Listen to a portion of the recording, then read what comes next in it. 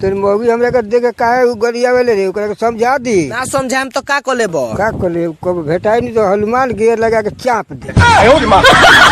Friend जा रहे हैं मोदी के लगे फौज लेके, इसकी शादी रुक गई है। 1 तारीख को थी, 3 तारीख को खुलेगा, ये गुस्सा हो गई। जा रही है मार काट करने।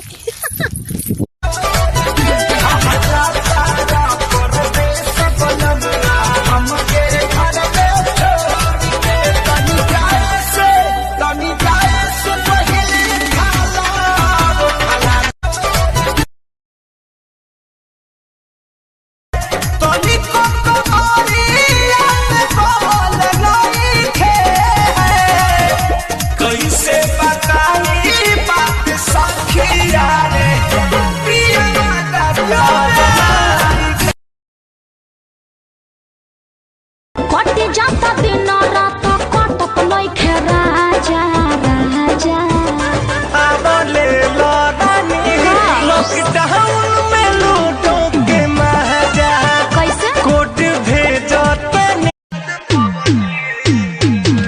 तोहके भूले खातिर लबदी रे खेल दिन रात पबदी रे।